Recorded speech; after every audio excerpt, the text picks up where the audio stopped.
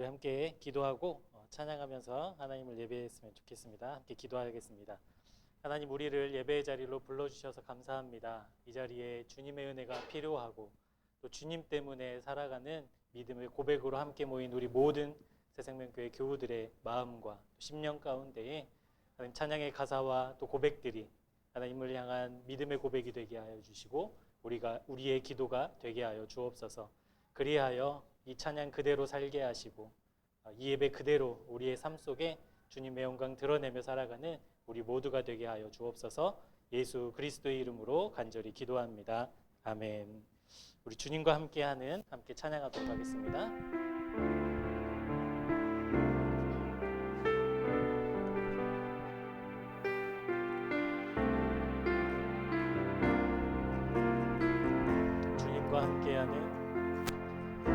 주님과 함께하는 이 고요한 시간, 주님의 보좌 앞에 내 마음을 쏟네. 모든 것 아시는 주님께 감출 것 없네. 내 마음과 정성 다해 주 바라나이다. 온 마음 다해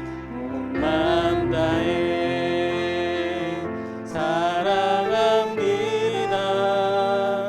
온 마음 다해 주 알기 원하네. 내 모든 삶 당신 것이니 주만 섬기리니. 온 마음 다해 나 염려하지 않아도 내 쓸 것 아시니. 오직 주의 얼굴 구하게 하소서. 이해할 수 없을 때라도 감사하며 날마다 순종하며 주 따르오리다. 온 마음 다해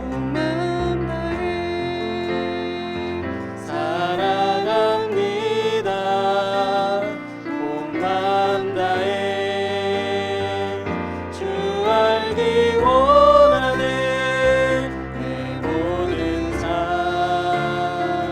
당신 것이니 주만 섬기리. 온 마음 다해 온 마음 다해 온 마음 다해 사랑합니다. 온 마음 다해 주 알기 원하네. 내 모든 삶 당신 것이니 주만 섬기니.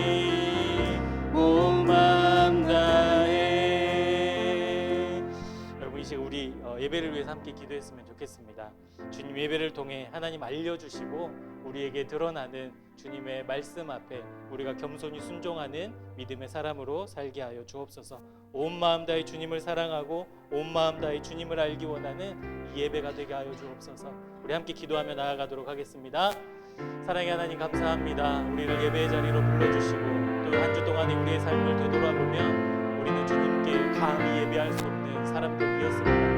그럼에도 불구하고 은혜의 보좌 앞으로 우리를 이끌어주시고 인도하여 주신 하나님의 계획과 하나님의 뜻하심을 신뢰하오니 이 예배를 통해 주님 알기 원합니다. 주님을 더 알기 원합니다. 주님을 더 닮아가는 우리 모두가 될 수 있도록 도와주시고 우리 예배의 모든 말씀과 기도와 찬양과 모든 순서를 통해 하나님 드러나시는 주님을 우리가 믿음으로 받아들이고 하나님 주님의 말씀 앞에 우리의 삶으로 반응하는 우리 모두가 될 수 있도록 인도해 주옵소서. 온 마음 다해 주님을 사랑하기 원합니다. 온 마음 다해 주님 알기 원합니다. 우리의 심령 가운데 메마르고 감은 우리의 심령 가운데 성령의 담비를 부어주셔서 하나님 그 성령의 담비로 부음받은 우리의 심령이 하나님 주님의 말씀을 받아 30배, 60배, 100배의 아름다운 결실로 하나님께 영광 돌리며 주님의 영광을 이 세상 가운데 드러내며 살아가는 증인의 삶으로, 종의 삶으로 살아가는 우리 모두가 될 수 있도록 하나님 인도하여 주시고 함께하여 주시기를 간절히 소망합니다. 주님을 향한 우리의 마음을 온전히 드리기를 소망하오니 하나님 기쁘게 받아주시고 주님이 원하시는 예배자의 모습으로 하나님 이 시간 함께하여 주시기를 소망합니다. 가난하고 하나님 심령으로 우리가 주님 앞에 나아가오니 우리에게 필요한 은혜, 하나님의 넉넉한 은혜 부어주시기를 간절히 소망합니다. 하나님 함께하여 주시고 주님 인도해 주옵소서.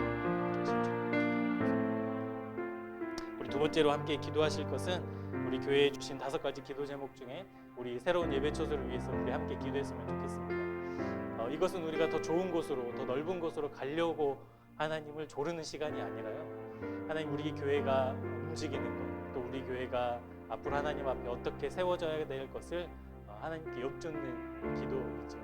우리에게 필요한 공간, 또 필요한 것들이 있사오니 하나님 우리에게 공급해달라고 우리 함께 기도했으면 좋겠습니다. 우리에게 하나님 새로운 예배 처소를 허락해 주시고 믿음으로 하나님의 계획과 인도하심으로 우리 교회가 앞으로 주님의 인도하심 따라 걸어가는 교회가 될 수 있게 해달라고 우리 함께 기도하겠습니다.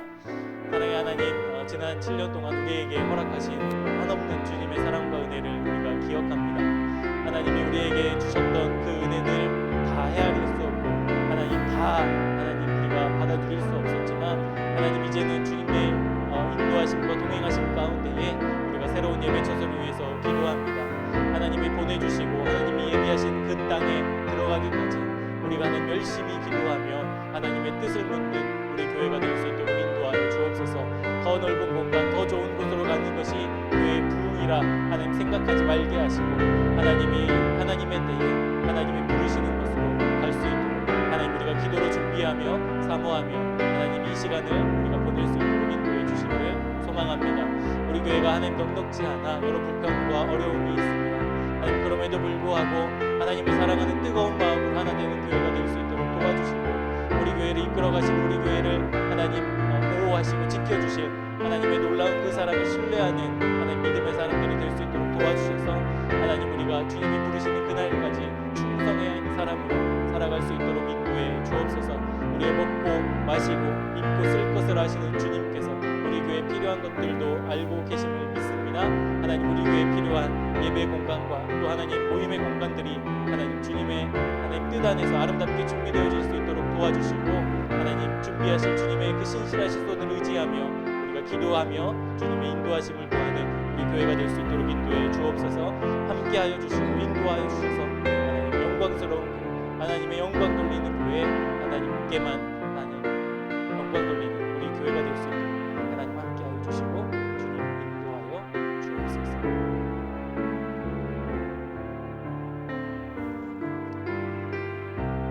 주님 큰 영광 받으소서.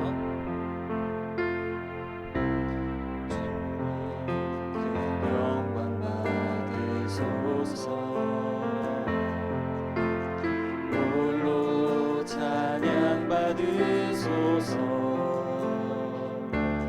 모든 이를 위해 뛰어난 그 이름 온 땅과 하늘이 다 찬양해.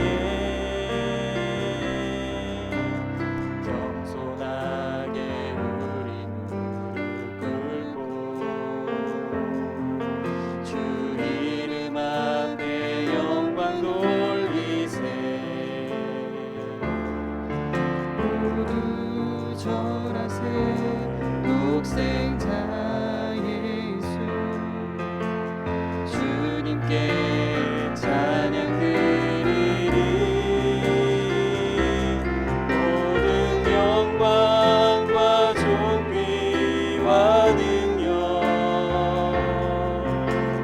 받으소서.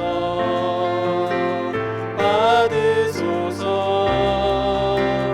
영광과 존귀와 능력 받으소서.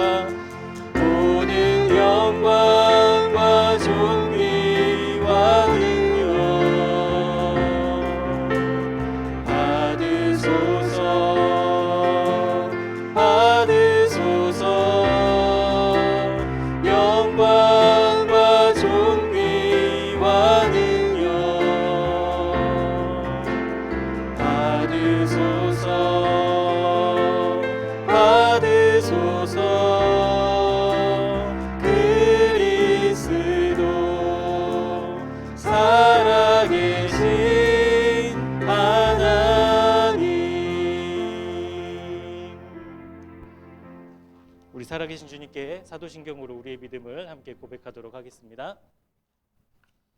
나는 전능하신 아버지 하나님,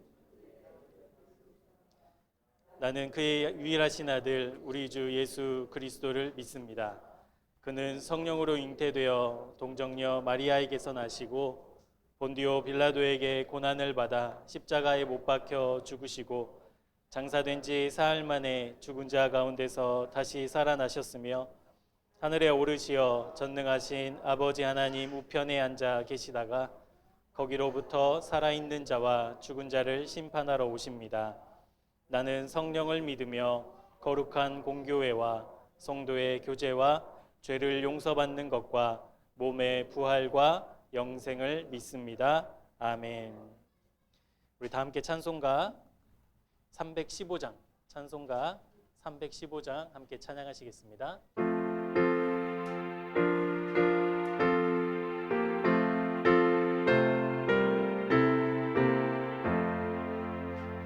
내 주 되신 주를 참 사랑하고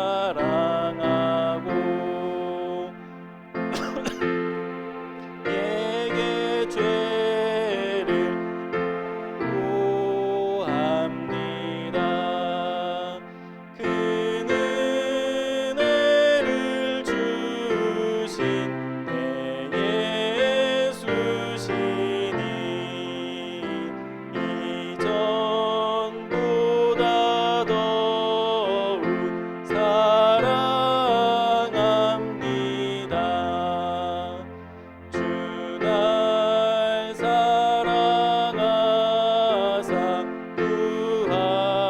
구하시려고 저 십자가 고난 당하셨도다. 그가 시관 쓰신 내 주 배우니 이전보다 더욱 사랑합니다. 내 평생에 힘쓸 그 큰 의무는 주 예수의 덕을 늘 기림이라. 숨질 때까지 내 할 말씀은 이전보다 더욱 사랑합니다.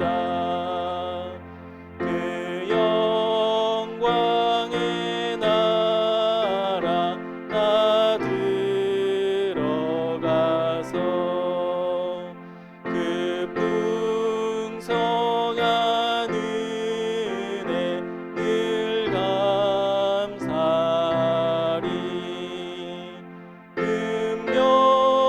금멸유관 쓰고 나 찬송할 말 이전보다 더욱 사랑합니다. 아멘. 우리 다 함께 공동기도문으로 함께 기도하도록 하겠습니다. 오늘도 우리에게 허락하신 생명과 힘으로 하나님을 예배하며 찬양하는 우리에게 복 주시기 원하시는 하나님, 지난 한 주간 베푸신 사랑과 은혜에 감사합니다. 우리의 생각과 판단으로 하나님의 뜻과 계획하심을 다헤아릴 수 없습니다. 우리가 지난 한 주간 경험한 많은 일들과 사건들 역시 하나님의 섭리와 통치하심 안에 있었음을 믿음으로 고백합니다. 그렇기에 우리의 마음을 다시 하나님께 집중하기 원합니다. 여전히 우리를 향하신 하나님의 사랑과 은혜가 멈추지 않음을 믿기에 다시 주님 앞으로 나아갑니다. 우리에게 필요한 위로와 새 힘과 약속과 능력의 말씀으로 이 시간 말씀하여 주옵소서. 주의 말씀 앞에 가난하고 겸손한 마음으로 말씀을 받게 하시고 우리 삶 속에 그 말씀을 살아내게 하셔서 우리를 부르신 사명의 자리에서 종과 증인의 부르심에 충성으로 응답하는 새생명교회가 되게 하여 주옵소서. 주님의 종과 증인의 삶을 사는 것이 우리의 힘과 결단으로는 가능하지 않습니다. 우리 각자의 심령에 성령님 찾아오시고 다스려 주셔서 기쁨과 감격으로 주님의 부르심을 따라 살아가는 은혜를 허락해 주옵소서. 단단하게 굳은 우리의 마음을 부드럽게 하시고 막힌 귀와 눈을 열어주셔서 생명의 주님을 만나는 은혜를 허락해 주시기를 간절히 기도합니다. 다른 나라의 전쟁이 우리 삶에 여러 영향이 주고 있습니다.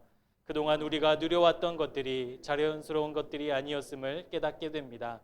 그렇기에 이 세상에 그 어떤 것도 우리에게 평안함을 주지 못합니다. 유라굴로가 쉴 새 없이 불어오는 세상 속에서 오직 주님만이 우리의 소망이시며 우리의 구원이심을 온 마음을 다해 고백하오니 이제 주님께 더욱 충성하는 믿음의 사람들이 되게 하옵소서. 우리 교회가 주님을 향한 충성으로 이 세대 가운데 남은 자 되어 주님의 일에 쓰임받는 교회가 되게 하옵소서. 우리 교회에 선물처럼 보내주신 10명의 어린이부 아이들의 인생 역시 주님께 아름답게 쓰여지는 삶이 되게 하시고 우리 교회 안에 믿음의 뿌리를 잘 내려 아름다운 열매로 하나님께 영광 돌리는 어린이부가 되게 하옵소서. 그들에게 신앙의 좋은 표본이 되게 하시고 믿음으로 사는 삶이 무엇인지를 삶으로 증명하는 어른들이 되게 하옵소서. 예수 그리스도의 이름으로 기도합니다. 아멘. 네, 오늘 우리에게 주시는 하나님의 말씀은 사도행전 1장 6절부터 11절까지 말씀입니다. 사도행전 1장 6절부터 11절까지.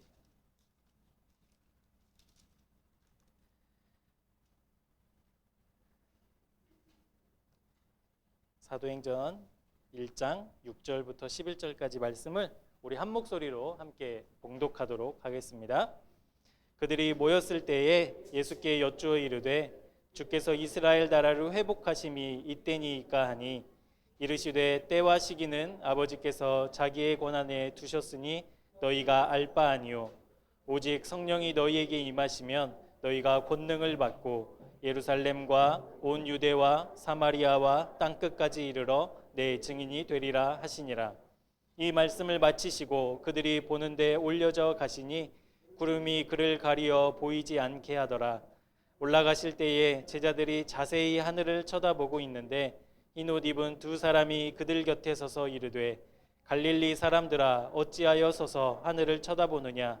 너희 가운데서 하늘로 올려지신 이 예수는 하늘로 가심을 본 그대로 오시리라 하였느니라. 아멘. 네, 사도행전 1장 6절부터 11절까지 말씀으로 이제 충성합시다. 이제 충성합시다 라는 제목으로 하나님의 말씀 함께 나누도록 하겠습니다.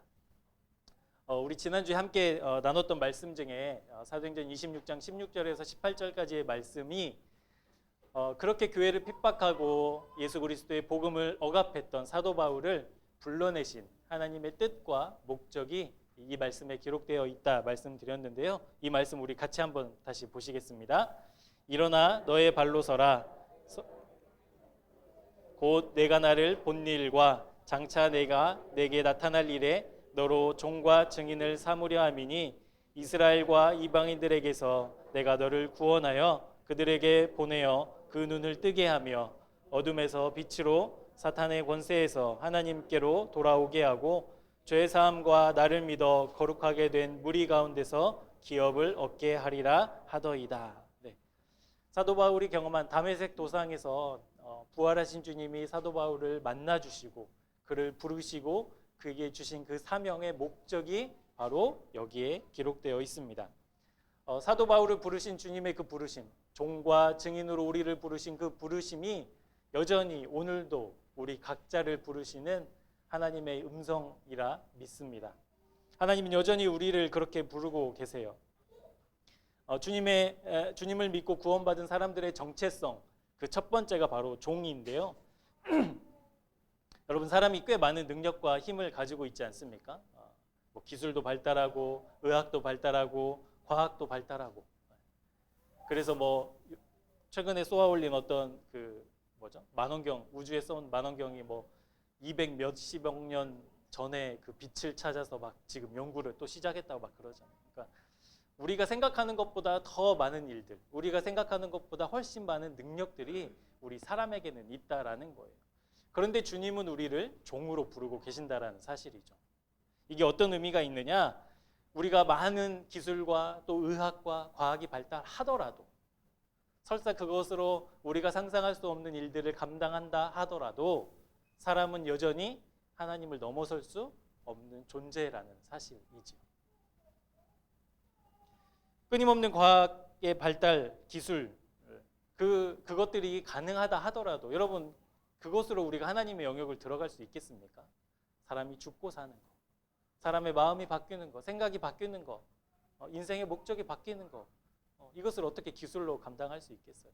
그러니까 여전히 사람들은 하나님의 영역을 침범할 수 없는, 영역을 넘어설 수 없는 한계를 가진 사람이라는 사실이 더 명확해진다라는 것이죠. 마치 이것이 종이 아무리 뛰어나더라도 주인을 넘어설 수 없는 것과 같은 이치입니다. 하지만 사람들은 끊임없이 교만해졌고 그 넘어설 수 없는 하나님의 영역에 들어가려고 애썼지요. 지금은 어떻습니까? 사람들이 어떻게 살아갑니까? 그 하나님 무시하고 없는 것으로 여기고 그 하나님보다 더 좋은 것을 찾아 떠나는, 그것에 집중하는 이 세상 아닙니까? 그것이 뭐 돈이 되었든 뭐 쾌락이 되었든 명예가 되었든 권력이 되었든 그렇게 하나님께 더 하나님을 넘어서는 것들을 찾으려고 사람들은 끊임없이 교만해지고 있다라는 것이죠. 현대에 와서만 사람들이 교만한 게 아니라 과거로부터, 인류의 역사로부터 사람들은 끊임없이 하나님의 영역에 들어가려고 했습니다. 우리 창세기 11장 4절에 나오는 말씀인데요. 이 말씀 같이 한번 읽어보도록 하겠습니다. 또 말하되 자 성읍과 탑을 건설하여 그 탑 꼭대기를 하늘에 닿게 하여 우리 이름을 내고 온 지면에 흩어짐을 면하자 하였더니, 하나님이 노아의 홍수로 모든 인류를 다 쓸어버린 뒤에 이제 노아로부터 새로운 인류를, 하나님의 사람들을 이제 이어가게 하셨는데, 그 이후에 사람들이 자기가 가진 힘과 또 많은 사람들이 함께 모여서 했던 생각이 바로 이거였어요. 우리가 탑을 건설해서 하늘에 닿게 하자. 그리고 흩어짐을 면하자. 이것이 사람의 생각이었어요. 여기에는 이 바벨탑 사건에는 두 가지 죄악이 나오는데, 첫 번째는 하늘에 닿게 하자라는, 내가 하나님까지 나아가자. 우리가 힘을 합쳐서 노력하면 하나님의 영역에까지 도달할 수 있다라는 교만이 첫 번째 죄였고요. 두 번째는 흩어짐을 면하자. 여러분, 하나님의 명령이 무엇이었습니까? 이 땅에 충만하라는 거였죠. 충만하기 위해서는 어떻게 해야 돼요?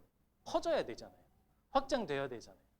근데 사람들은 흩어지기 싫었던 거예요. 하나님의 말씀을 어긴 불순종의 죄가 여기에 있었습니다. 그 이후로 수많은 선지자들과 하나님의 사람들이 하나님의 뜻은 그것이 아니다, 하나님이 기뻐하시고 하나님께만 우리 삶에 소망이 있다라고 수없이 외쳤지만 사람들이 그 말씀을 들었습니까? 안 들었습니까? 안 들었죠. 그래서 자기 소견에 옳은 대로, 편안할 때는, 일이 잘 될 때는 세상에 좋은 것을 다 쫓아가다가 막상 죽게 되어서야, 그제서야 하나님을 찾는 이 어리석은 삶의 모습이 인류의 역사였다라는 것이죠. 그렇기 때문에 하나님이 우리를 여전히 종으로 부르신다라는 의미는 어떤 의미가 있겠습니까? 하나님의 뜻을 이루기 위한 순종의 사람들이 필요하다라는 거예요. 교만하고 자기 이름을 드러내기 원하는 그런 사람들이 아니라 하나님의 말씀에 순종하는, 종과 같이 주인의 말에 순종하는 그 순종의 사람을 여전히 이 시대에도, 우리의 때에도 찾고 계시다라는 것이죠. 여러분, 우리가 종이 된다라는 것을 생각해 보면 막 떠오르는 이미지가 어떤 이미지예요? 다리에 쇠고랑을 차고 막 찢어진 옷을 입고 배를 막 굶주리면서 죽음을 막 두려워하며 일을 해야 되는 그런 종의 모습이 떠오르는데, 하나님이 우리를 종으로 부르신다라는 것, 우리 지난 2주 전에 잃은 아들의 비유를 통해서 누가복음 15장 7절에 보면 아버지의 집에 사는 종들의 상태가 이렇게 상태가 살짝 나오는데 우리 파란 글씨가 있죠. 양식이 풍족한 품꾼. 그러니까 하나님이 우리의 노동력을 착취해서 하나님의 이름과 하나님 나라를 위해서 쓰시고자 하기 위해서 우리를 종으로 부르신 게 아니라는 거예요. 하나님이 우리를 종으로 부르셨다라는 것은 종과 주인의 그 관계가 어떤 관계냐면 서로 협력하고 서로 동역하는 그 관계를 의미합니다. 여러분, 주인이 아버지가 품꾼에게 왜 먹을 것을 충분히 주겠어요? 그러지 않겠습니까? 왜 줍니까? 일한 만큼 주거나 아니면 좀 궁핍하게 해서 나에게 복종하게 하거나 그래야 이게 효율적인 것 같은데 그렇지 않다라는 거예요. 아버지는 지금 종을 어떻게 대하고 있냐면 우리 집을 보살피는, 우리 집을 관리하는 동역자로 생각하는 거예요. 그래서 풍족하게 살고 멋지게 살 수 있도록 배려해 주는 거예요. 여러분, 그것이 하나님과 우리의 관계라는 거예요. 우리를 막 억압하고 막 찢어지고 쥐업 열매 주는 그런 폭압의 무서운 주인이 아니라 우리를 동역자로 삼으시는 그 주인의 부르심이 있다라는 거죠. 그래서 인류의 역사 이래로 사람들은 끊임없이 하나님께 불순종했고 교만했습니다. 그래서 하나님은 우리가 성경을 쭉 보면 알 수 있지만 많은 사람들을 불러서 역사하지 않으셨어요. 어떤 사람들을 불렀냐면 순종하는 사람들, 말씀에 아멘하는 극소수의 사람들을 부르시고 그들을 통해서 하나님의 역사를 이루어 가셨다라는 것이죠. 그런 의미에서 지금도 주님께서는 많은 사람들을 부르시는 것이 아니라 순종하는 극소수의 사람들을 찾고 계시고 그런 교회를 눈여겨보시고 그런 사람들을 지켜주신다라는 사실이에요. 두 번째로 주님은 우리를 증인으로 부르고 계십니다. 증인은 우리가 해야 될 역할에 관한 말씀이에요. 여러분, 종이 주인의 말씀에 순종한다는 것은 주인이 명령하고 그 명령에 네, 알겠습니다, 그렇게 하겠습니다 라고 대답하는 종을 원하시는 게 아니죠. 여러분, 주인의 명령에 순종하는 종은 어떤 사람입니까? 대답하고 그 명령에, 그 말에 따르는, 그 말을 이루는 사람이지 않습니까? 야고보서 2장 15절에서 16절까지 말씀인데요. 이 말씀도 우리 한번 같이 읽어보도록 하겠습니다. 시작.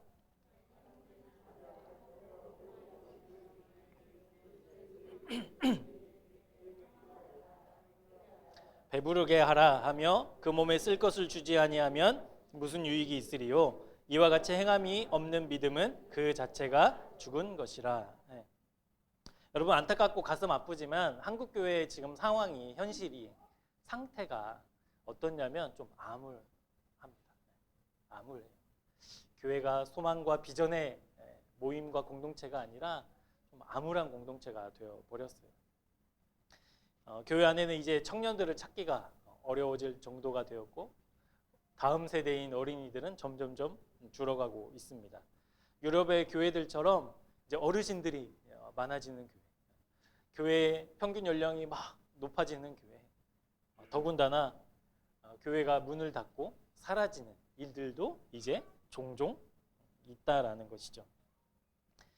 그뿐만이 아니라 이 세상에서, 한국 사회에서 한국 교회가 과연 생존할 수 있을까? 얼마나 더 버틸 수 있을까라는 염려를 하게 됩니다. 이 세상에서 교회가 감당하고 있는 역할이 과연 무엇인가라는 의심이 들 정도이지요. 그리고 실제 우리의 이러한 염려와 걱정이 그리 오래 걸리지 않겠다라는 위기도 있는 것도 사실입니다. 여러분, 한국 교회가 이렇게 된 이유가 있지 않겠습니까? 하나님이 안 계시고 우리가 믿었던 복음이 가짜이기 때문에 그런 것이 아니잖아요. 그러면 왜 그런가? 한국 교회가 이렇게 된 이유 중에 하나는 우리가 수많은 사람들이 모인 이 교회 공동체에서 이 교회 안에 서는 사람들이 주님의 종이었어요. 주님의 종이 많이 모였어요. 그런데 교회 밖에서는, 세상에서는 그런 종으로 살지 않는 것이죠. 우리를 주님의 증인으로 부르셨어요. 증인으로 불렀다고, 그렇게 살겠다고 다짐하는 사람들이 교회 안에는 많았어요. 그런데 교회 밖에서 주님의 증인으로 살아가는 사람들이 그리 생각보다 많지 않다라는 것이죠. 국민일보에서 지난 4월에 한 조사를 했더라고요. 한국교회를 신뢰하느냐 신뢰하지 않느냐, 그래프를 보시면 아시겠지만 맨 마지막 그래프가 그겁니다. 빨간색이, 분홍색이 교회를 신뢰하지 않는다라는 거예요. 전체 퍼센트 100% 중에 약 79%가 교회를 신뢰하지 않아요. 그러면 교회에 참 진리가 있고 교회만이 소망이다라고 여기는 교회를 신뢰한다라는 사람의 응답 비율은 3.9%에 불과합니다. 그러니까 100명 중에 4명만 교회가 진리입니다, 교회가 이 세상의 소망입니다 라고 말한다라는 거예요. 이게 한국교회의 현실이라는 것이죠. 여러분, 야고보의 지적처럼 평안히 가라, 몸을 덥게 하라, 배부르게 하라, 이런 외침들은 교회 안에서 많았다고요. 막 구호를 만들어서 교회가 외쳤다고요. 그런데 실제로 덥게 하고 배부르게 하고 평안히 가게 하는 그 삶은 교회 밖에서는 없었다라는 거예요. 여러분, 교회에서 가르친 이 말씀들이 진리가 아니기 때문에 그렇습니까? 목사님들이 그냥 듣기 좋은 구호, 사람들을 선동하기 위한 구호로 만들었기 때문에 그렇습니까? 사람들에게 감동이 되지 않아서 그랬겠습니까? 교회에서 선포되는 말씀들이 소망의 복음이 하나님의 능력의 말씀이 아니었기 때문에 그랬겠습니까? 아니에요. 하나님의 말씀을 듣고 살아야 되는 종과 증인이 없다라는 거예요. 심지어 교회 안에서도. 진리와 복음을 살아내는 종과 증인의 삶을 살아내는 사람들이 우리가 생각하는 것보다 훨씬 적었다는 것이고, 말씀에 순종하는 것, 주님의 명령에 따르는 것, 그것이 그냥 교회 안에서만 해야 되는 일이라고 생각하는 사람들이 훨씬 많다라는 거예요. 그래서 세상은 여전히 교회를 조롱하고 있고 여전히 세상이 교회를 염려하고 걱정하는 상황이 되어 버렸습니다. 심지어는 교회가 혐오시설이죠. 혐오시설. 어떤 신도시나 이런 곳에서 아니면 동네에서 교회가 세워진다 하면 막 동네 사람들이 다 반대해요. 그런 혐오시설이 되어버렸어요. 오늘 우리 교회를 통해 하나님께서는 여전히 우리를, 저와 여러분을 종과 증인으로 부르고 계십니다. 그것을 깨닫고 우리가 믿음으로 응답하는 이 예배가 되었으면 좋겠어요. 그것이 그냥 공기의 진동으로 그냥 소음처럼 지금 막 저에게 한 표 주십시오 막 유세하는 사람들의 그런 소음처럼 들려지는 것이 아니라 이 자리에 모인 우리 모두 각자에게 주님은 주님의 종으로, 주님의 증인으로 살아가기를 초청하고 계신다라는 것이죠. 여러분, 그렇게 우리가 살아갈 때, 우리 교회가 주님의 그 부르심에 충성스럽게 응답할 때 새생명교회가 새 생명의 교회가 될 줄로 믿습니다. 그렇게 우리 믿음으로 응답하며 말씀 속으로 들어가도록 하겠습니다. 첫 번째, 주님은 우리를 종과 증인으로 부르고 계시는데 이 종과 증인의 특징, 종과 증인의 특징은 어떤 특징이냐? 바로 충성하는 사람이라는 것이죠. 충성하는 사람. 충성하는 사람, 그것이 종과 증인의 삶이라는 것이죠. 우리 본문 6절과 7절 말씀을 우리 함께 같이 보도록 하겠습니다. 그들이 모였을 때에 예수께 여쭈어 이르되 주께서 이스라엘 나라를 회복하심이 이때니이까 하니 이르시되 때와 시기는 아버지께서 자기의 권한에 두셨으니 너희가 알 바 아니요. 십자가에서 주님이 돌아가시고 주님을 따랐던 제자들은 상심에 빠지게 되었습니다. 이제는 무엇을 먹고 살아야 되나? 이제는 어떻게 해야 되나? 이제는 어떻게 살아야 되나? 이 염려와 걱정이 가득한 제자들이었어요.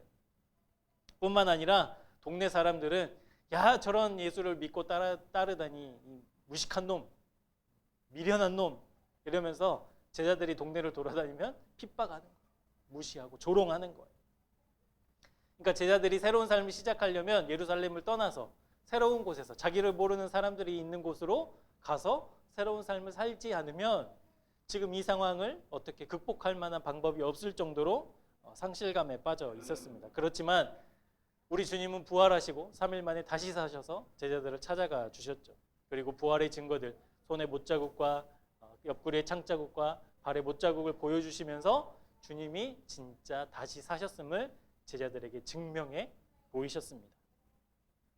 그러자 제자들은 어떻게 반응합니까? 이제 가슴이 뜨거워지기 시작하는 거예요. 절망 가운데 있었는데 우리 주님이 다시 사셨으니까 이제 새로운 시작, 놀라운 시작을 할 수 있겠다라는 기대감에 부풀기 시작합니다. 예루살렘을 떠나려고 마음먹고 그 생각에 염려에 머리가 가득했던 제자들이 이제는 다시 사신 주님 때문에 새로운 소망과 꿈을 꾸게 되었다라는 것이죠. 그래서 이 가득한 기대감으로 제자들이 주님께 이렇게 묻습니다. 주님, 이제 비로소 이스라엘을 회복하신 때가 왔습니까? 이렇게 물어보는 거예요. 여러분, 이스라엘 백성들에게 그리고 예루살렘 주민들에게 또 핍박과 시련과 조롱이 얼마나 심했으면 제자들이 이렇게 묻고 있는 것이죠. 이스라엘을 회복할 때가 이제 비로소 왔지요. 주님 사셨으니까 이제 가능한 거지요? 라고 물어본 거예요. 이게 어떤 의미인지 아시겠죠? 이제 주님이 사셨으니까 주님의 놀라운 나라와 능력이 이제 나타나, 이런 의미가 아닌 거 아시죠? 어떤 의미냐면, 주님, 이제 우리가 주님 때문에 이렇게 핍박받고 고난 받았는데 주님이 다시 사셨으니 우리를 핍박했던 저놈들, 우리 민족을 억압하는 저 로마 놈들 싸그리 그냥 다 밀어버리고 주님의 나라를 새롭게 세우실 것을 기대합니다라는 의미였던 거예요. 그렇게 될 때가 이제 됐지요? 라고 물어보는 거예요. 그래서 주님께서는 뭐라고 대답하십니까? 그래, 내가 부활했으니 너희의 고난과 핍박을 내가 다 알고 있다. 이제는 나와 함께 너희를 핍박했던 놈들을 다 쓸어버리고 새로운 나라를 너희와 함께 만들어 가겠다. 기대해라. 이제는 너희의 때가 왔다. 이렇게 말씀하셨어요? 뭐라고 말씀하셨어요? 이 굵은 글씨 한번 같이 읽어보실까요? 맨 마지막 시작. 너희가 알바니라. 주님 이제 됐죠? 주님이 부활하셨으니까 이제 가능한 거죠? 우리가 꿈꾸고 그동안 핍박받았던 거 이제는 되갚을 수 있는 거죠? 라는 질문에 주님은 너희가 알 바 아닌데? 이렇게 말씀하고 있는 거예요. 여러분, 아도니람 저드슨이라는 선교사님이 있습니다. 미얀마의 선교사님이셨는데 처음 들어보시죠? 아도니람 선교사님이 계시는데 이분이 미얀마에서 평생 사역을 하시면서 63개의 교회를 세웠고 6,000명이 넘는 미얀마 사람들에게 복음을 전하고 구원받는 그런 이제 선교 사역을 했던 선교사님이었습니다. 하지만 이 열매가 맺히기까지 아도니람 저드슨 선교사님이 살았던 그 미얀마에서의 삶은 우리가 상상하는 것보다 훨씬 어려운 삶이었어요. 이분이 22살에 미얀마로 가게 되었거든요. 근데 미얀마로 바로 가지는 못하고 중간에 이제 인도를 거쳐서 가야 되는데 인도로 가는 배를 타고 인도에 딱 들어가서 이제 미얀마로 들어갈 준비를 해야 되는데 인도 사람들이 거부하는 거예요. 선교사들을 거부하는 거죠. 그래서 이 배에서 3주 동안이나 이제 표류를 하게 된 거예요. 그런데 문제는 뭐냐? 이 아도니람 저슨 선교사님의 와이프가 임신 상태였는데 이제 배에서 애를 낳은 것이죠. 뭐 깨끗하고 뭐라고 할까요? 불결하지 않고 막 그런 데에서 낳아야 되는데 수많은 사람들이, 수많은 오물들이 있는 그곳에서 아이를 낳게 되니 아이가 덜컥 죽게 된 거죠. 그래서 이제 그 상실의 아픔의 마음을 가지고 이제 미얀마로 딱 들어가게 됩니다.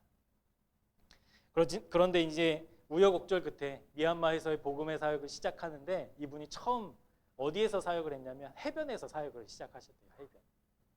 그러니까 거기가 이제 뭐 바다가 있었나 보죠. 그곳에서 복음을 6년 동안 전합니다. 아내와 함께 하나님의 말씀, 구원의 말씀을, 복음을 전하는데 6년 동안 몇 사람이 돌아왔을까요? 한 사람도 돌아오지 않는 거예요. 한 사람도 돌아오지 않는 거예요. 그리고 이분이 그렇게 복음을 전했다는 이유로 미얀마 당국에 체포되어서 감옥살이를 몇 년 동안 또 하세요. 근데 그 사이에 아내와 아이들이 다 풍토병으로 죽게 됩니다. 선교사님이 다시 재혼을 하세요. 그래서 아이들을 낳고 가정을 꾸려서 사역을 하시는데 그 아이들과 부인마저도 또 다 죽게 됩니다. 그래서 미얀마에서 사역하는 동안 자기만 홀로 남게 돼요. 여러분이라면 어떻게 하시겠습니까? 선교사로 헌신하고 선교사로 간 것만으로도 하나님의 칭찬과 은혜와 복을 받아 마땅하지 않습니까? 그런데 지금 어떤 상황이에요? 다 죽는 거예요. 6년 동안 복음을 외치고 예수 그리스도의 사랑을 외치지만 사람들은 거기에 반응하지 않아요. 하나님이 과연 살아계시는지, 하나님이 과연 내 기도에 응답하고 계신, 내 기도를 듣고 계시는지 의심하지 않을 수 없는 그런 상황 아닙니까? 하나님이 도우신다는데, 복을 주신다는데, 인도해 주신다는데 그냥 나 홀로 이 미얀마 땅에 버려진 것 같은 느낌이지 않았겠어요? 그런데 그 뒤에 놀라운 일이 벌어집니다. 63개의 교회를 세웠다고 했잖아요. 지금까지 미얀마에 세워진 이 저드슨 선교사님으로 시작한 교회가 3,700개가 된대요. 지금까지. 여러분, 사랑하는 아내와 아이들이 다 죽었습니다. 6년 동안 목이 터져라 말씀을 전했지만 아무도 그 말씀에 반응하지 않아요. 그런데도 이러한 상황 속에서도 이 선교사님은 주님의 말씀에 충성했다. 자기를 종과 증인으로 부르신 그 주님의 부르심에 내 상황이 어떠하든지 상관없이 충성했다. 여러분, 주님께서 제자들이 이제 이스라엘을 회복할 때가 이때이지요? 라고 물었을 때 너희가 알 바 아니다 라고 말씀하신 이유는, 그 말씀의 뜻은 제자들을 무시하고 너희들이 아직 준비가 안 되었다라고 말씀하시는 게 아니에요. 진정한 이스라엘의 회복이라는 것은 너희가 언제 일하게 될 때, 언제까지 일하게 될지 모르지만, 그때가 언제 올지는 모르지만 너희가 한 가지 해야 될 일이 있는데 그것이 바로 끝을 알 수 없어도 충성하는 것이다 라는 뜻이었어요. 그러니까 너희가 알 바 아니야? 다시는 물어보지 마. 그게 아니에요. 그 결과가 너희의 것이 아니더라도 너희는 지금 오늘부터 종과 증인의 삶을 충성스럽게 감당해내야 한다라는 가르침이셨습니다. 여러분, 이것이 이 아도니람 저드슨 선교사님의 삶이었어요. 충성하는 삶. 교회를 내가 살아있는 동안 몇 개를 세우고, 내가 사역하는 동안 몇 명에게 세례를 주고, 몇 명의 성도를 모으는 교회를 세우는 것이 자기의 것이 아님을 선교사님은 알고 계셨다는 거예요. 그래서 아이들이 죽고 사랑하는 아내가 죽어나가는 그런 상황 속에서도 끊임없이 충성할 수 있었던 이유,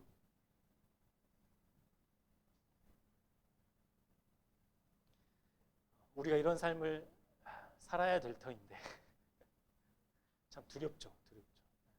주님을 믿고 주님을 따르는 것이 이런 삶이라면 한 번 더 생각해 보게 되죠. 그래서 하나님은 이 말씀에 순종하는, 이 말씀을 따르는 충성스러운 한 사람을 찾고 계시는 것 같아요. 한 목사님께서 목회를 두 가지로 정의를 하셨는데요. 하나는 뿌리는 목회고 하나는 거두는 목회. 이 두 가지 목회가 있다라는 거예요. 여러분, 목사님들 중에 이 두 가지 목회 중에 하나를 선택하라고 하면 어떤 걸 더 많이 선택하실까요? 에? 에? 거두는 목회. 여러분, 거두는 게 재밌죠. 그렇죠? 여러분, 뿌리는 건 어떤 거예요? 언제 자랄지 몰라요. 뿌리는 것은 내가 지금 가지고 있는 것을 땅에 묻는 거예요. 그러니까 뿌리는 목회를 원하는 사람은 한 열이면 한 명 정도나 될까? 다 거두는 목회 하고 싶죠. 그것이 재밌을 겁니다. 감격도 있을 테고. 그런데 아도니람 저드슨 선교사님은 어떤 사역을 했냐면 철저하게 뿌리는 사역을 했다는 거예요. 뿌리는 사역. 여러분, 거두기 위해서는 뿌리는 사람 없이 거둘 수 있습니까? 거둘 수 없어요. 거둘 수 없어요. 저희 그 설교 때 많이 등장했던 저희 집 텃밭에 상추 여러 가지 것들을 막 심어놨는데 그래야 먹잖아요. 누군가가 심어야. 근데 그런 거 없이 밭에 가서 상추도 오이도 감자도 고구마도 여러분 캐려면 그거 캘 수 있겠습니까? 없어요. 뿌리는 사람 없이는 거둘 수가 없어요.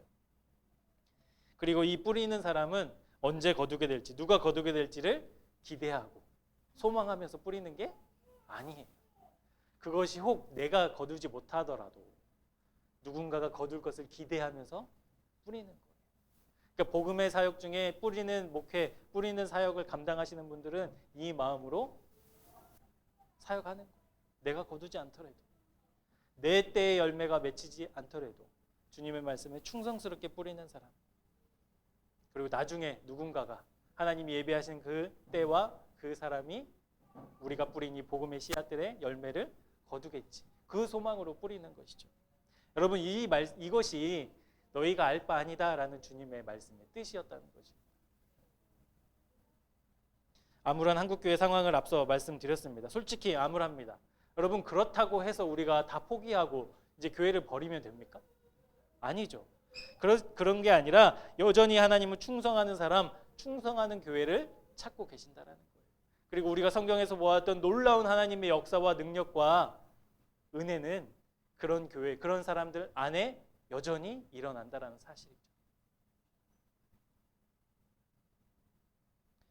그래서 새생명교회 여러분, 우리가 내가 수고하고 내가 애쓰고 내가 노력하는 것, 그것이 내가 꼭 열매가 되어 내가 먹지 못하더라도 주님이 그렇게 말씀하시면 그렇게 충성하는 충성의 사람들이 되었으면 좋겠습니다. 매 주일마다 뭐 다른 메시지, 다른 가르침이 있지만 하나님의 마음은 한 가지잖아요. 이 말씀을 듣고 너희가 순종해라. 이 말씀을 듣고 그렇게 살아라 라는 것이죠.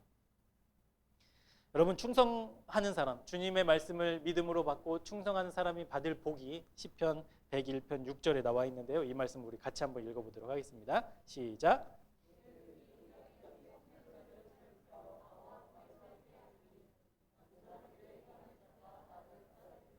아멘. 충성하는 사람, 하나님이 집중하고 계세요. 충성하는 사람, 하나님이 절대 포기하지 않으세요. 그것은 어떤 상황과 여건에 내가 놓여있다, 이거 중요하지 않아요. 하나님이 우리에게 집중하시고 우리가 주님과 함께 살 수 있는 길, 그게 충성이라는 것이죠. 그래서 우리를 종과 중인으로 부르신 주님의 그 음성에 우리가 충성하는 사람이 될 때 이 놀라운 말씀이 우리 삶 속에 실제가 되는 귀한 은혜가 저와 여러분의 삶 속에 있기를 소망합니다. 두 번째는, 그러면 이 충성은 나의 힘으로 가능한가? 라는 질문을 해봐야 되는 거예요. 내 힘으로 주님의 그 부르심에 충성하는 것이 가능한가? 십자가에서 돌아가셨던 주님이 부활하시자, 그리고 제자들 앞에 나타나시자 제자들의 마음은 뜨거워지기 시작합니다. 이제 뭐든 할 수 있겠다라는 자신감으로 막 충만해 있었어요. 그래서 유대인이라면 누구나 바라고 있던 이스라엘의 독립이 비로소 이제 된 것이냐, 주님께 이렇게 묻죠. 하지만 주님은 그 날과 그때는 하나님의 것이기에 너희가 알 바 아니다. 너희는 그냥 충성하면 된다. 이렇게 말씀하고 계세요. 이것은 우리에게 충성을 요구하는 주님의 말씀이라고, 부르심이라고 말씀드렸습니다.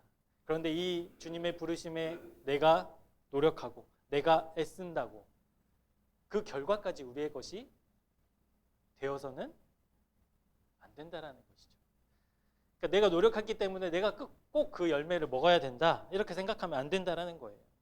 우리가 해야 될 일은 오직 그 부르심에 충성으로 응답하는 것. 언제 먹고 언제 열매가 맺히고 언제 결실이 될까를 묻는 것이 아니라 주님의 그 부르심에 충성하는 것, 그것이 우리가 해야 될 일과 사명이라고 말씀드렸습니다. 그러면서 이제 본문 8절의 말씀을 이어가십니다. 이 말씀도 같이 읽어보겠습니다.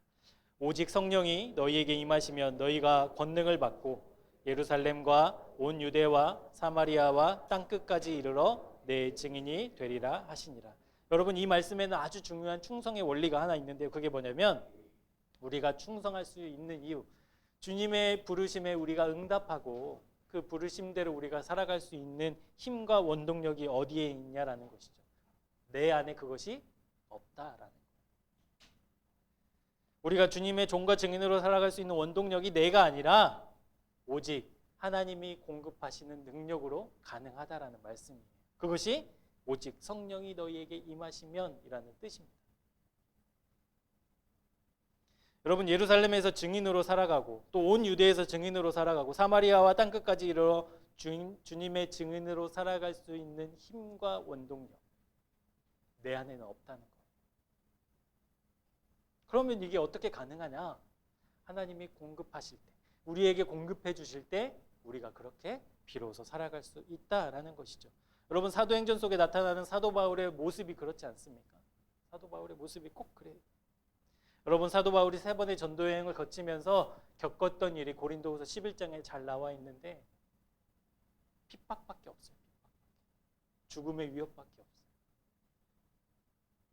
여러분, 이것이 사도 바울이 경험한 일들이 자기의 의지로, 자기의 노력으로 이 전도 여행을 떠나고 복음을 전하고 했다면 틀림없이 중도에 포기하고 말았을 겁니다. 그러지 않았겠어요? 맞고, 갇히고, 핍박받고, 죽음의 문턱까지 가는 그런 상황을 자기의 의지로 어떻게 그걸 버틸 수 있냐고. 아무리 사도 바울 할아버지라고 해도 자기의 힘이고 노력이었으면 중간에 포기했을 거예요. 에휴, 다 부질없어. 이 똑똑한 머리로 다시 시작해야지. 틀림없이 그랬을 겁니다. 그가 어떤 대단한 결단력과 판단력을 가진 사람이어서 내가 주 예수 그리스도를 아는 지식 외에 다른 모든 것들을 다 배설물로 여기겠다라고 선포한 게 아니었어요. 오직 사도 바울을 부르시고 그를 붙잡아 주신 하나님의 손길을 의지했기 때문에 이런 핍박과 어려움 속에서도 복음을 여전히 전하고 내 주님을 아는 그 복음, 지식 외에는 모든 것을 배설물로 여기는 그 고백과 삶을 살아낼 수 있었다라는 것이죠. 그러면 사도 바울의 마음의 상태는 어땠을까? 갈라디아 2장 20절 말씀입니다. 이 말씀도 같이 읽어보실게요. 내가 그리스도와 함께 십자가에 못 박혔나니 그런즉 이제는 내가 사는 것이 아니요 오직 내 안에 그리스도께서 사시는 것이라. 이제 내가 육체 가운데서 사는 것은 나를 사랑하사 나를 위하여 자기 자신을 버리신 하나님의 아들을 믿는 믿음 안에서 사는 것이라. 자기가 이제 어떻게 살아가고 있다는 거예요? 내 힘과 노력으로 사는 것이 아니라 내 안에 살아계신 주님으로 내가 사는 거예요. 내 안에 공급해 주시는 주님의 능력으로 내가 사는 거예요. 그렇기 때문에 복음을 전하다가 핍박당하고 죽을 뻔하고 갇히고 조롱당해도 견디는 거예요. 하나님께 공급받는 삶, 그것이 지금 사도 바울의 충성이었다는 것이죠. 어느 날 저희 둘째 아이가 저희한테 이렇게 물어봤어요. 담임 선생님이 아빠가 목사인 것을 알았다는 거예요. 그래서 목사님이 진짜 맞냐고 자기에게 물어봤대요. 어떻게 하셨대? 그랬는데 아이가 두 번째 질문을 저에게 했습니다. 근데 아빠, 우리 교회 대표가 왜 아빠가 아니야? 어떤 의미인지 아시겠죠? 목사님도 대표, 나도 대표여야 되는데 목사님 대표가 아니고 민호 목사님이 대표예요. 왜 아빠는 대표가 아니야? 이렇게 물어봤어요. 그래서 제가 뭐라고 대답했을까요? 소유야, 염려하지 마라. 지금은 아빠가 대표가 아니지만 앞으로 더 큰 교회 세워서 나갈 거니까 염려하지 마. 좀 기다려. 이렇게 말했을까요? 지금 웃으시는 분들은 그렇게 말했을 거라 생각하시는 거예요. 노회나 시찰에 가서 선배 목사님들을 만나면 우리 교회가 이런 장소에 개척하고 또 두 사람이 함께 협력 사역한다는 것에 신선함과 또 기대와 또 염려를 하시는 분들이 많으세요. 그래서 저희들에게 이렇게 우리가 인사하면 목사님들이 물어보는 질문이 뭐라고 했죠? 안 싸우냐고, 서로 싸우지 않냐고. 이 질문을 계속 하는 거예요. 왜냐하면 목사들이 이렇게 함께 협력해서 사역하는 것이 좋고 유익하다는 거 알지만 현실적으로는 그렇게 시작했다가 깨지는 교회가 많다라는 거예요. 갈등을 겪고 어려움을 겪는 교회가 많기 때문에 그렇게 물어보시는 거예요.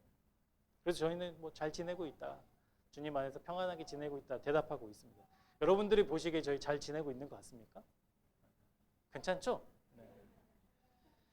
여러분, 제가 목사님이 개척을 시작했고 또 개척을 먼저 꿈꾸셨고 또 개척의 모든 그 기초를 다지셨기 때문에 제가 한 일이 없잖아요. 그래서 그것을 인정하지 않을 수 없어서 제가 그렇게 사역하는 게 아니에요. 목사님이 개척을 딱 하신다는 소식을 저에게 딱 들려주셨을 때 하나님이 저에게 주신 감동과 마음이 뭐였냐면, 내가 너에게 준 은사 있잖아, 그거 가지고 가서 열심히 도와줘. 이 마음이었어요. 그래서 제가 알겠습니다, 충성하겠습니다. 그렇게 이제 같이 사역을 시작하게 된 거예요.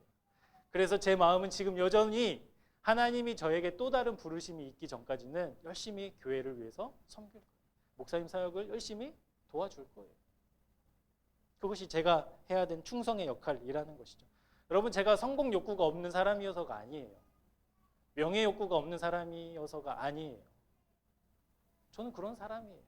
높아지고 싶고 드러나고 싶고 내 이름이 더 많은 사람들에게 기억되고 그런 욕구가 있어요. 저 안에 있어요. 그런데도 불구하고 제가 그 삶을 쫓아가지 않는 이유는 주님의 부르심에 충성하려고 하기 때문에 그렇습니다. 그러니까 여러분, 저희를 위해서 기도해 주셔야 되겠죠? 기도해 주시지 않으면, 그리고 목사님과 제가 자기의 본능으로 내 힘으로 만약에 목회를 하면 여러분 며칠 안 지나서 목사님이랑 저희가 크게 싸웠다는 소식을 듣게 되실 거예요. 그리고 몇 달 안 지나서 이제 서로 각자의 길을 가겠다고 광고하는 날이 올 거예요. 여러분, 충성은 우리에게 있는 게 아니에요. 하나님이 공급하시는 것으로 우리가 살아갈 때 충성이 가능하다는 겁니다. 그래서 여러분, 우리의 노력과 있음은 언제나 한계를 마주하게 됩니다. 언제나 한계를 마주하게 돼요. 그리고 우리가 노력하고 애쓰면 언제나 유혹이 틀림없이 찾아와요. 우리 지난주 유라굴로의 풍랑 속에 이리저리 바람 부는 대로 끌려갔던 알렉산드리아 배처럼 우리의 노력과 애씀은 언제나 그렇다라는 것이죠.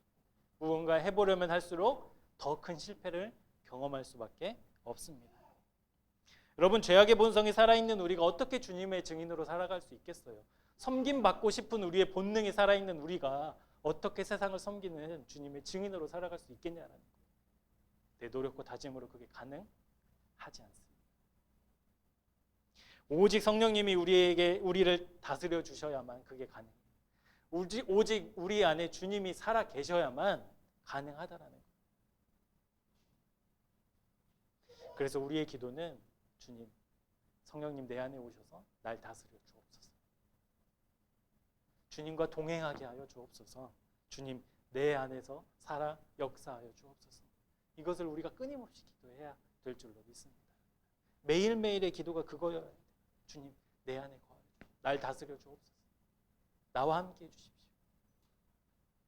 그 기도가 끊이지 않는 새생명 교우 여러분들이 되었으면 좋겠습니다. 내 힘으로는 안 돼요. 주님이 공급하셔야 합니다. 그러면 하나님의 부르심의 종과 증인으로 응답받는 이 충성스러운 사람, 하나님께 공급받아 살아가는 이 충성스러운 사람은 이 충성을 그러면 우리는 과연 어디에 써야 하는가? 이 충성을 어디에 써야 하는가? 여러분, 사용하지 않는 믿음이 의미가 있습니까? 여러분, 사용하지 못하는 돈이 의미가 있어요? 없죠. 사용하지 않는 믿음, 사용하지 않는 기도, 여러분 그게 무슨 의미가 있어요? 충성도 마찬가지라는 거예요. 충성이 중요한 건 알겠고 주님이 공급하셔야만 살아갈 수 있다는 것도 알겠는데 여러분 그걸 사용하지 않으면 어떤 의미가 있겠습니까? 우리 본문 9절부터 11절까지 말씀 우리 같이 보도록 하겠습니다. 이 말씀을 마치시고 그들이 보는 데 올려져 가시니 구름이 그를 가리어 보이지 않게 하더라.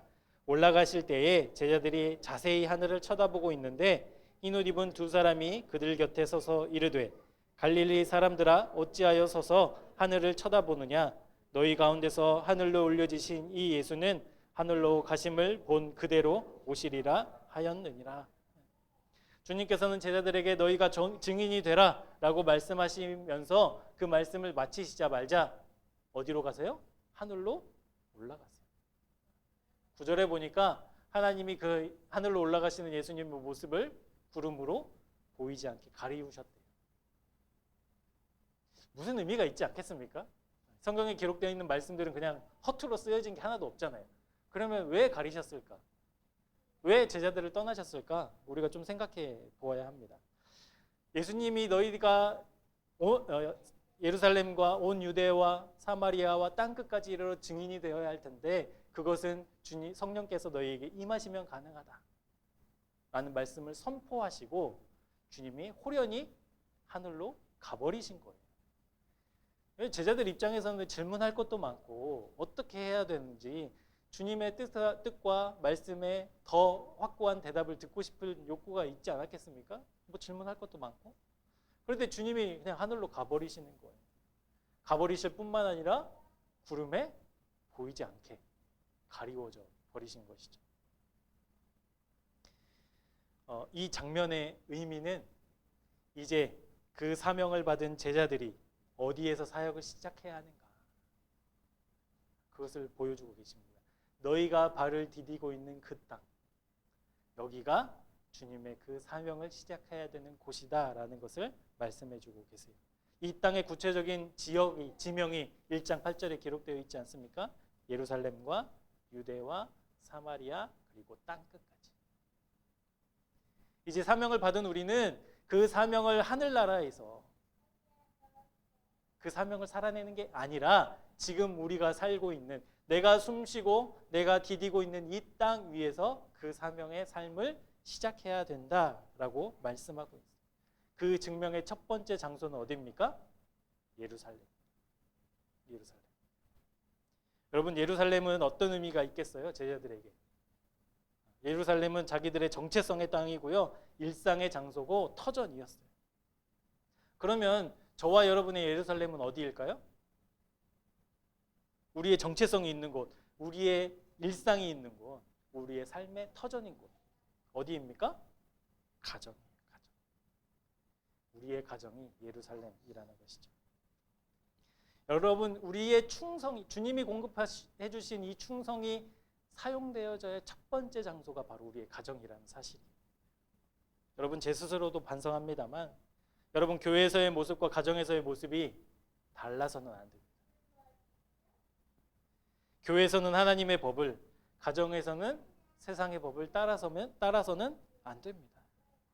여러분, 교회에서는 헌신하고 순종하는 자세가 집에서는 굴림하고 명령하고 이기적인 자세가 되어서는 안 돼요. 교회에서는 사랑의 섬김, 집에서는 폭군의 사람이 되어서는 안 된다는 것이죠. 여러분, 우리가 이렇게 살아가기 때문에 우리 한국교회에서 자라왔던 청소년들이 이제 대학을 진학하고 청년부가 되면 10%가 채 안 되잖아요. 남아있는 아이들이. 그 이유가 무엇인가? 엄마 아버지는 교회에서 아주 멋진 장로님이고 집사님이고 직분자인데 집에만 오면 다른 사람인 거예요. 다른 사람. 하나님이 먼저라고 막 그렇게 기도하고 가르쳤는데 집에서는 야, 성적 떨어졌다고 막 애를 잡는 거예요. 그러니까 아이들이 머리가 점점 자라면서 도대체 하나님을 믿는 게 무엇인가? 하나님의 말씀이 무엇인가? 진리라는 게 무엇인가? 회의가 들기 시작합니다. 그래서 교회를 막 떠난다 하더라고요. 우리의 충성이 여러분 교회에서도 물론 보여지셔야 되고 여러분 직장에서도 물론 보여주셔야 되죠. 그것이 우리의 사명이죠. 그런데 가정에서 우리의 충성이 증명되지 않으면 아무 소용이 없다라는 거예요. 여러분, 우리가 가정에서부터 우리의 하나님을 향한 우리의 충성이 증명되지 않는데 어떻게 유대로, 어떻게 사마리아로, 어떻게 온 땅으로 그것이 퍼져나갈 수 있겠어요? 가정에서 인정받지 못한, 가정에서 증명되지 않는데. 여러분, 우리 가정에서부터 하나님의 은혜가 공급되지 않는데 그것이 어떻게 흘러 넘쳐서 우리 주변으로, 우리 이웃집으로 갈 수 있겠냐라는 거예요. 그래서 이 시간 우리 좀 반성해 봤으면 좋겠습니다. 집에서 나는 어떤 부모인가? 집에서 나는 어떤 자녀인가? 여전히 하나님의 말씀이 작동되고 하나님의 명령에 순종하고 충성하는 그 삶이 가정에서도 여전히 살아내고 있는가? 우리의 삶을 좀 되돌아보셨으면 좋겠어요. 그런 의미에서 저와 여러분이 살아가고 있는 그 가정은요, 우리의 첫 사역지예요. 첫 사역지. 여러분, 여기에서 실패하면 다른 곳으로 갈 수 없어요. 다른 곳으로 확장할 수 없어요. 그러니까 진짜 믿음은 가정에서 증명되는 믿음이 진짜 믿음이에요. 진짜 충성은 가정에서 충성하는 것이 진짜 충성이라는 것이죠.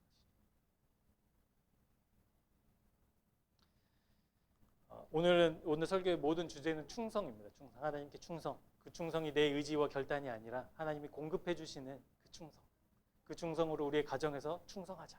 근데 이 충성이 꼭 단추와도 같다라는 생각을 하게 됩니다. 여러분, 하나님이 우리를 구원해 주시고 의로움의 옷을 입혀 주셨잖아요. 생명의 옷을 입혀 주셨잖아요. 영원한 하나님의 자녀라는 옷을 입혀 주셨다고. 근데 이 옷에 단추가 없어요. 여러분 단추 없는 옷 입어보신 분 아시죠? 조금만 움직여도 흘러내리고 조금만 바람이 불어도 벗겨지잖아요. 꼭 그런 거예요. 그런데 이것을 단추로 단단히 묶어 놓으면, 매에 놓으면 바람이 불어도 누가 벗기려고 해도 안 되는 것이죠.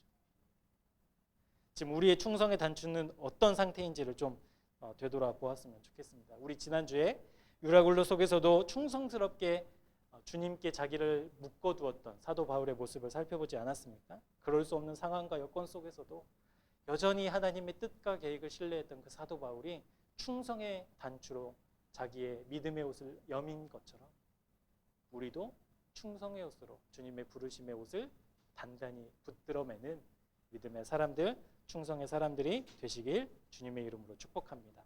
이 시대에도 여전히 주님은 우리를 부르고 계세요. 응답하든지 응답 안 하든지 하나님 그것과는 상관없이 여전히 우리를 부르고 계세요. 그런데 우리가 주님의 그 부르심에 충성으로 응답하면 하나님은 우리에게 감당할 수 있는 힘을 공급해 주실 것이고, 그러면 우리 교회와 우리 삶을 통해 정말 살아있는 이 말씀이 실제가 되는, 이 말씀 속에서만 봤던 것이 내 삶에서 이루어지는 놀라운 은혜와 복이 있을 줄 믿습니다. 우리 그렇게 사도 바울처럼 그럴 수 없는 상황에서도 주님을 붙잡았던 믿음의 선조들처럼 그렇게 충성하는 믿음의 사람들이 되었으면 좋겠습니다. 그곳이 우리 가정이 먼저 되었으면 좋겠어요. 그 역사가 우리 가정에서부터 시작되었으면 좋겠어요. 우리를 구원하신 주님께서는 우리가 충성의 삶으로 종과 증인의 삶을 살아내라 명령하고 계십니다. 그리고 그것이 가능하다, 내가 공급해주면, 내가 도와주면, 내가 너희에게 부어주면 할 수 있다라고 말씀하고 계세요. 그 소망과 기대로 우리 함께 기도했으면 좋겠습니다. 주님, 나에게 주님의 은혜를 부어주옵소서. 충성의 마음을 부어주옵소서. 성령님 다스려 주옵소서. 그래서 우리 가정에서부터 그 믿음의 고백 흘러넘쳐 주변으로 흘러가고 우리 교회가 그 은혜와 사랑으로 채워지는 아름다운 새 생명의 교회가 되기를 주님의 이름으로 축복합니다. 기도하겠습니다. 하나님, 우리도 믿음의 선조들처럼 충성의 사람이 되고 싶습니다. 어떤 환경과 여건 속에서도 하나님을 신뢰함으로 흔들리지 않고 주님의 사명을 이루는 충성의 사람들이 되게 하옵소서. 내 의지와 노력이 아닌 오직 성령님의 다스리심과 공급하시는 은혜로 되는 줄 믿습니다. 우리를 주님의 종과 증인으로 부르시는 주님의 그 음성에 믿음으로 응답하게 하여 주시고, 먼저 우리의 가정에서부터 종과 증인으로 살아가게 하여 주옵소서. 오늘 교회를 통해 주신 말씀 속 하나님의 마음을 깨닫는 지혜를 허락하시고 그 말씀의 순종과 충성으로 응답하는 우리 교회가 되게 하여 주옵소서. 예수님의 이름으로 간절히 기도합니다. 아멘.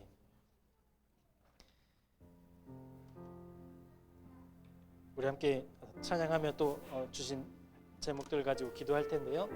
나의 모습, 나의 소유, 주님 앞에 모두 드립니다. 여러분, 이 찬양의 가사가 참 좋은데 이 찬양의 가사처럼 사는 것은 좀 다른 문제이죠. 여러분, 찬양하시면서 그 소망을 가졌으면 좋겠어요. 하나님, 이 찬양의 고백과 가사가 하나님이 공급하시는 힘으로 가능한 삶이 되게 해주십시오. 이러한 마음과 이러한 자세로 우리 가정에서도 그렇게 살게 해 주옵소서. 이 기대와 소망을 가지고 함께 찬양하도록 하겠습니다.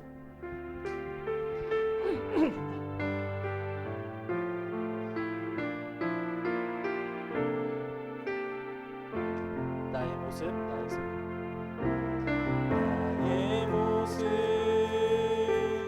나의 소유, 주님 앞에 모두 드립니다. 모든 아픔,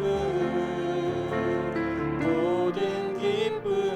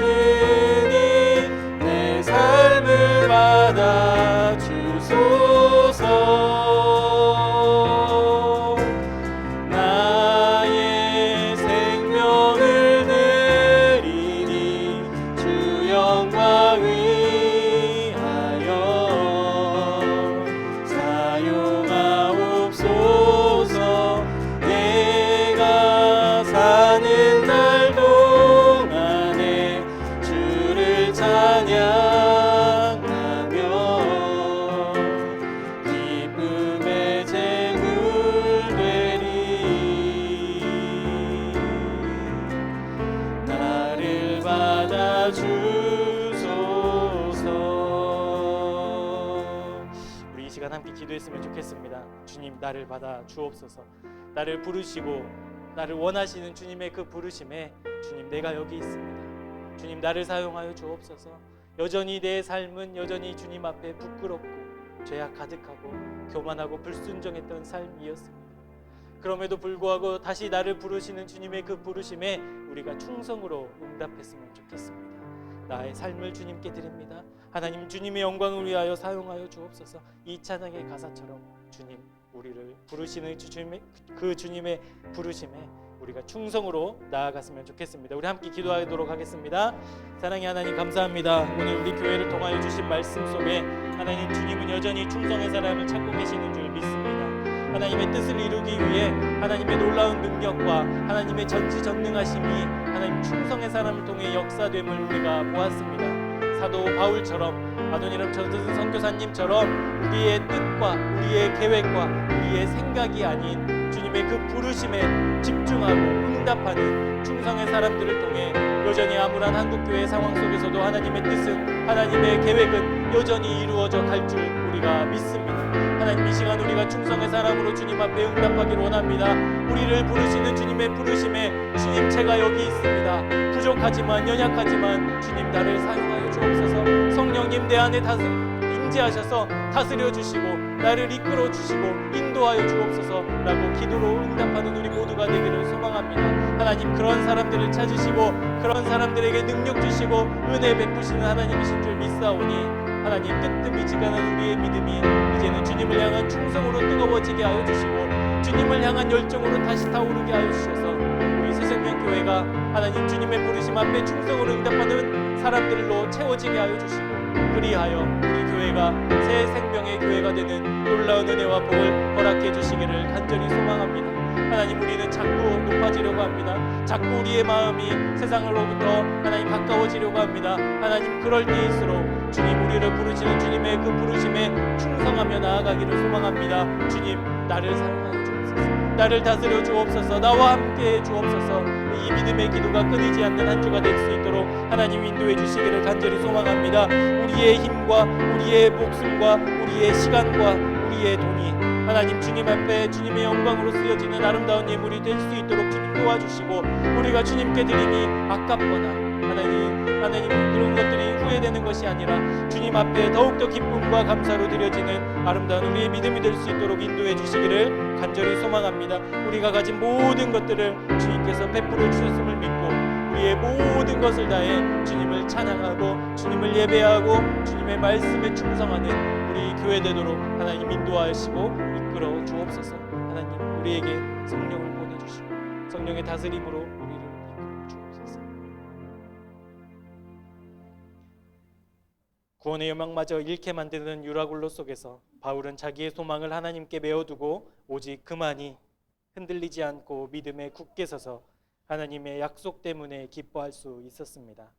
오늘 교회를 통해 주신 말씀을 통해 하나님께서는 우리도 사도 바울처럼 충성의 사람이 되기 원하시는 줄 믿습니다. 오직 성령님의 임재와 역사하심으로 다스림을 받는 충성의 사람을 여전히 찾고 계시는 줄 믿습니다. 하나님의 계획과 뜻은 결코 멈추지 않기 때문입니다. 주님, 우리 교회가, 이 자리에 모인 우리 모두가 주님이 찾으시는 믿음의 사람으로 살아갈 힘과 용기를 허락해 주옵소서. 특별히 믿음과 충성으로 살아갈 영적 예루살렘인 우리의 가정을 하나님께 의탁합니다. 가정에서부터 믿음의 터가 세워지게 하시고 충성의 삶을 살아가는 무대가 되게 하옵소서. 우리 모든 가정이 주님을 향한 충성으로 서로 하나 되며 섬기고 헌신하는 가정이 되게 하옵소서. 이러한 삶을 통해 유대와 사마리아와 땅끝까지 확장되는 복음의 능력과 은혜를 경험하는 가정이 되게 하여 주옵소서. 지금도 나를 부르고 계시는, 나를 통해 하나님의 일을 이루어 가시기 원하시는 주님의 마음을 깨닫게 하시고 주님의 인도하심으로 5월의 마지막을 살아내게 하옵소서. 감격과 감격으로 하나님께 예물을 드립니다. 한없이 부족한 우리의 예물이 크기에 있지 아니하고 마음과 자세에 있사오니 온전한 믿음과 사랑으로 드려지게 하옵소서. 물질의 노예가 되지 말게 하시고 우리에게 베푸신 것들에 자족하며 감사하는 믿음의 사람이 되게 하옵소서. 우리를 먹이시고 입히시고 돌보시는 신실한 하나님을 신뢰하게 하시고 걱정과 염려를 뛰어넘어 참 평안을 누리는 우리 모두가 되게 하옵소서.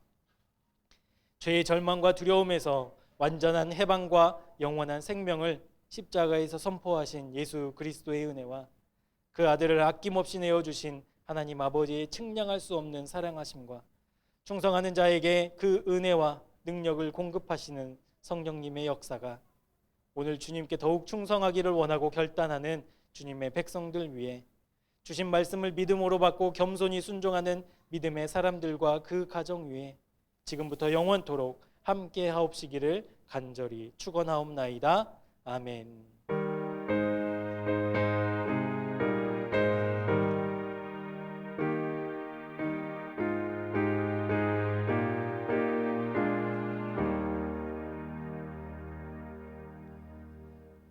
교회 소식을 알려드리겠습니다. 우리 성도의 교제 하시죠. 충성의 사람이 됩시다. 충성의 사람이 됩시다. 충성의 가정이 되기를 또 축복합니다. 교회 소식은 첫 번째는요, 여러분 예배가 9시 50분에 시작됩니다. 50분부터 우리 함께 찬양하고 또 교회에 주신 기도 제목을 함께 기도하며 예배를 시작하려고 합니다. 여러분 많이 힘들고 그 시간을 맞춘다는 것이 쉽지는 않겠지만 쉽지 않기 때문에 포기하지 않고 충성의 사람으로 충성의 마음으로 예배 10분 전에 함께 모여서 우리 예배 드린다 이 믿음으로 우리 함께 모두가 함께 모여서 같이 예배하는 그런 우리 교회 예배가 되었으면 좋겠습니다. 잊지 마시고 기도해 주시기 바랍니다.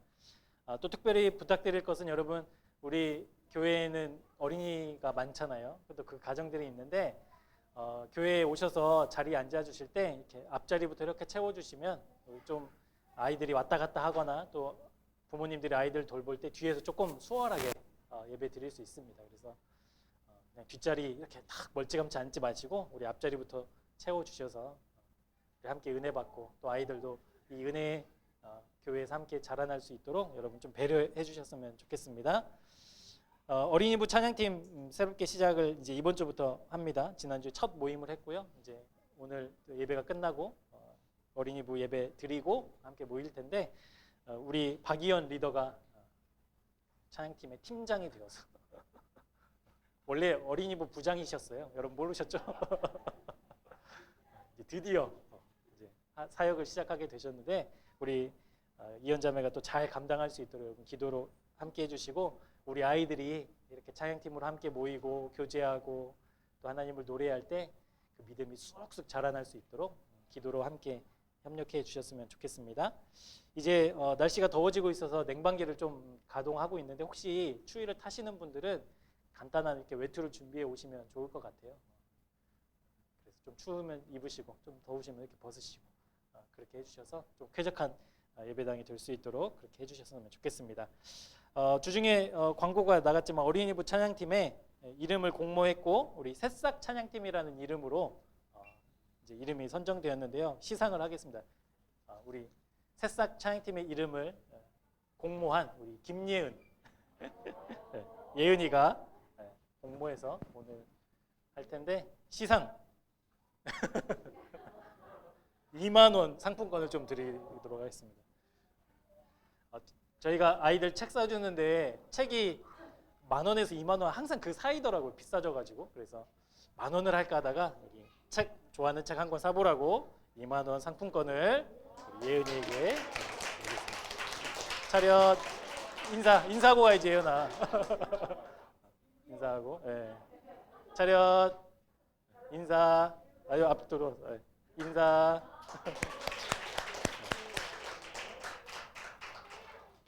그거는 상품권 그걸로는 살 수 없어요. 제가 보내드려야 돼요. 주중에 보내드릴게요. 부모님께. 우리 5월 암송구절 함께 말씀 보도록 하겠습니다. 근데 여러분 왜 암송구절 이거 틀렸는데 한마디도 안 하세요? 네? 안 보신 거예요? 의도한 건 아니었지만 보시나 안 보시나 제가 한 2주 전부터 계속 이렇게 있었는데 아무도 얘기를 안 하셔서 뭐가 틀리는지 아시겠죠? 한번 말씀 우리 암송하도록 하겠습니다. 너희는 그 은혜에 의하여 믿음으로 말미암아 구원을 받았으니 이것은 너희에게서 난 것이 아니요 하나님의 선물이라. 행위에서 난 것이 아니니 이는 누구든지 자랑하지 못하게 함이라. 에베소서 2장 8절 9절 말씀. 믿음으로 말미암아 구원받는, 하나님으로 말미암아 살아가는. 사람을 믿어서는 안 돼요. 그래서 하나님을 말미암는 한 주가 되기를 주님의 이름으로 축복합니다. 예배를 마치겠습니다.